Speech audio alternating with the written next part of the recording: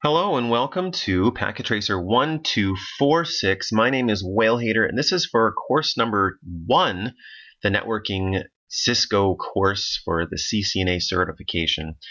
And there are other packet tracers that you may have done before this one, but I felt like this was a good one to kind of give you guys some helpful advice and also just run through the basics of how we connect, some of the other stuff that you're going to need to know before you get to too much further into packet tracer world.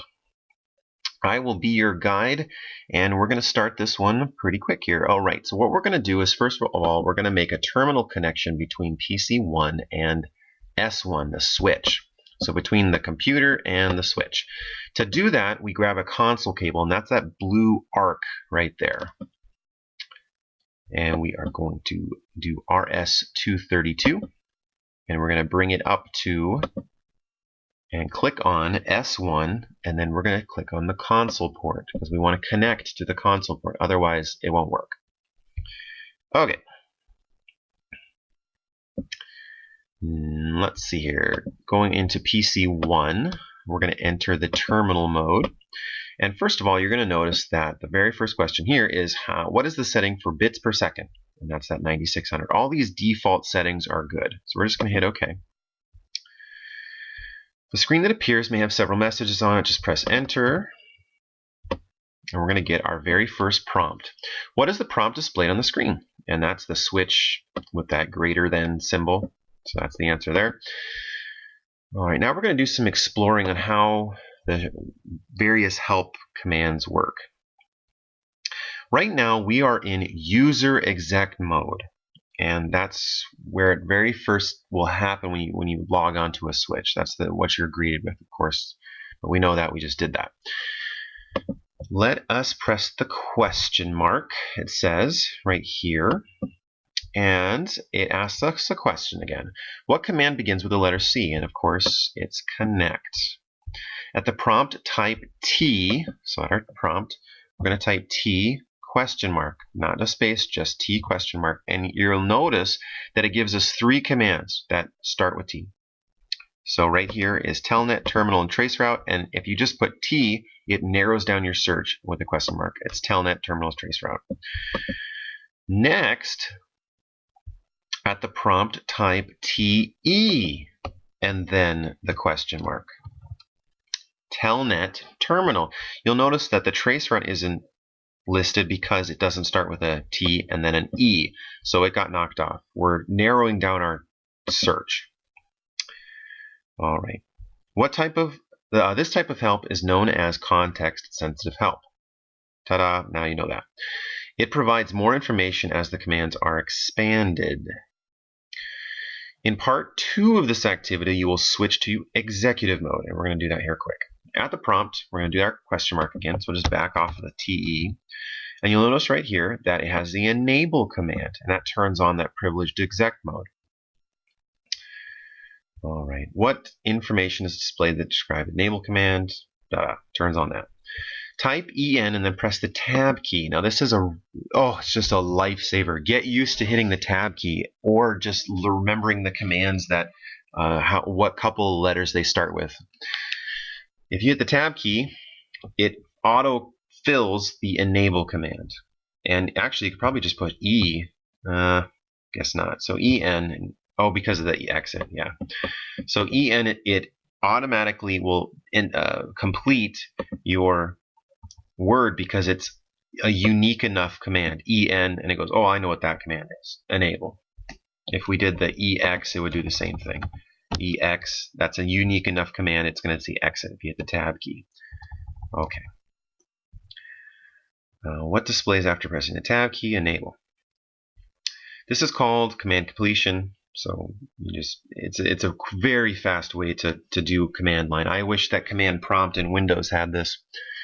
If the characters typed are enough to make the command unique, as in the case of enable, the remaining portion of the command is displayed. And we can do that with just about anything like resume or ping, that kind of thing. What would happen if you typed TE and then tab? TE tab. Well, nothing happens. Why? It's not unique enough. It's not unique enough because there's 2 commands that are like that. Now if we did TEL, now it works. All right. Enter the enable command and press enter. En, enter. All right. What's commanded? Or let's see. What's when prompted? Type the question mark. So we just, if you'll notice there, we just got a little hashtag. That lets you know that you're in user. That you're in privileged exec mode.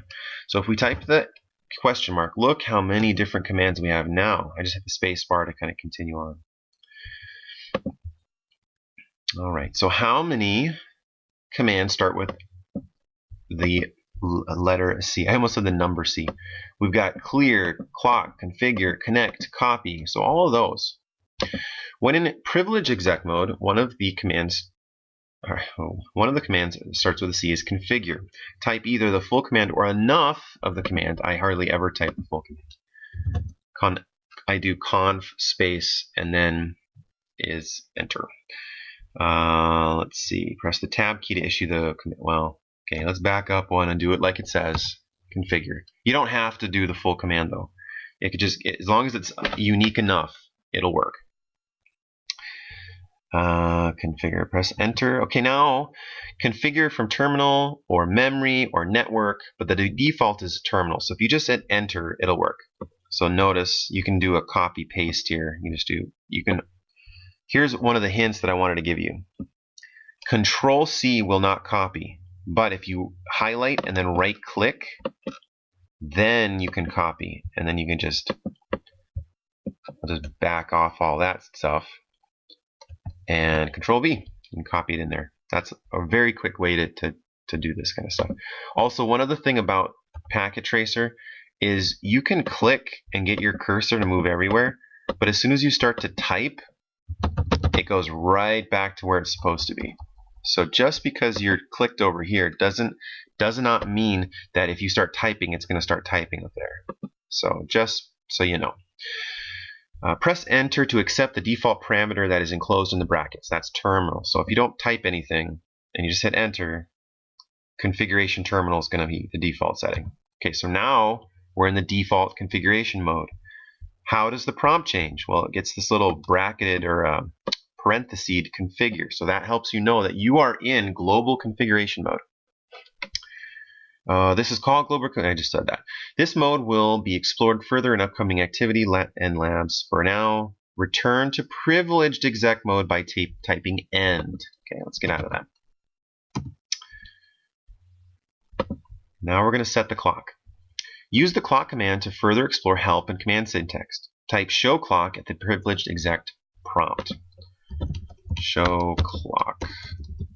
Come on, fingers, do your thing. Enter.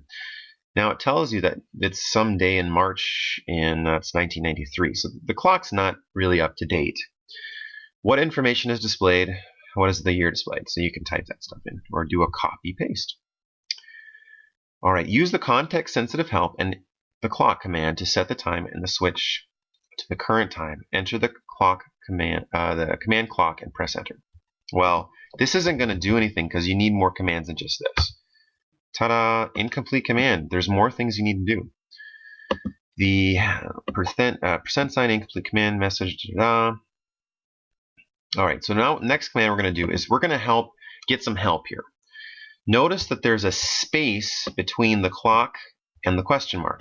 That is command will help you complete commands. Okay, so let's do clock and the question mark, space, question mark. And then it tells you the next thing that you can type is set.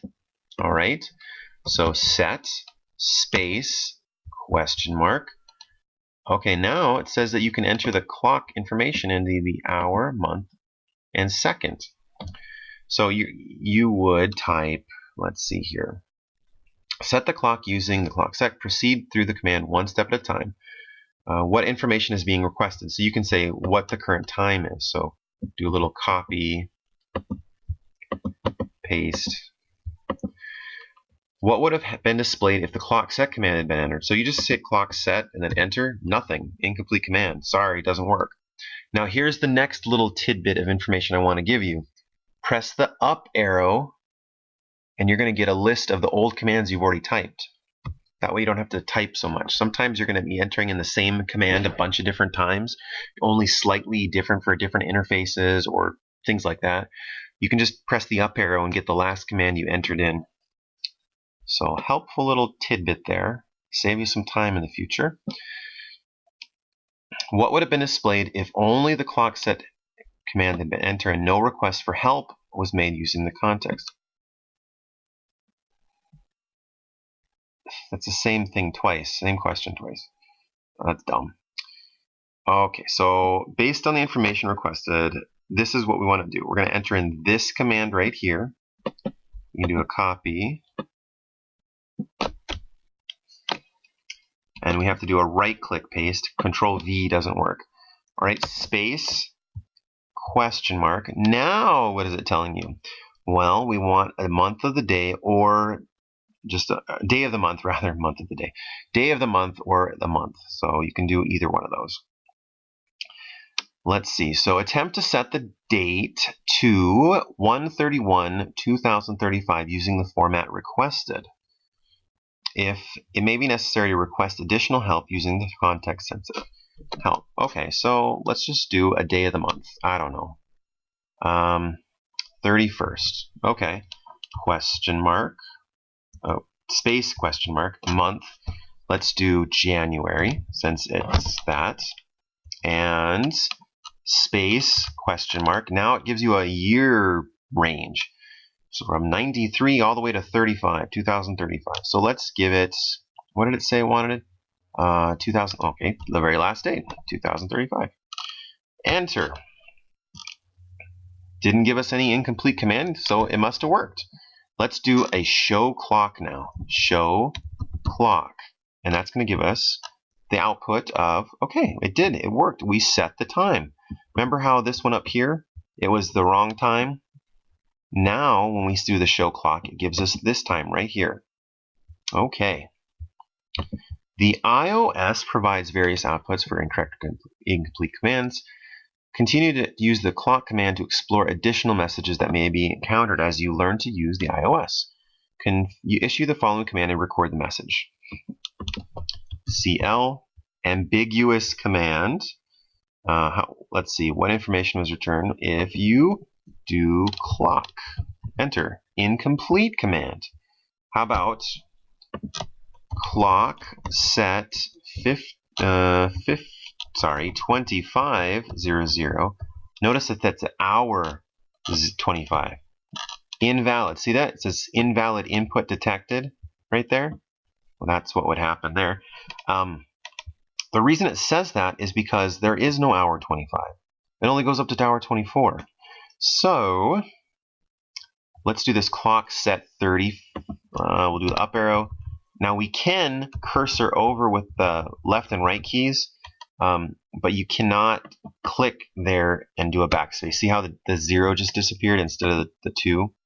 So we'll put our 0 back and then arrow over with our keys, and then you can edit that to a whatever you want. Let's do a 15. So 15. All right, now space, and it wants us to give that the day 32. There is no day 32s, right? Enter. It gives us another invalid input detected, and that tells you that little up arrow. It tells you right here is where the command fails. Everything before that was fine. But once we got to here, there is no day 32. So you'll just enter that day in there. What would have worked is if you'd have tried to do like a day, I don't know, 18 and a month, I don't know, August 1988. Let's do that. So that command worked. Show clock. And look at that. So August 18th, 1998, that was a Tuesday for your information. Okay. So anything else? Nope, we're done. We're done with this packet tracer. Well, thank you very much for watching this video. You guys are awesome. I would love it if you would subscribe. If you have any more questions or comments, please put those in the appropriate section below. And I look forward to seeing you on the next video. Peace.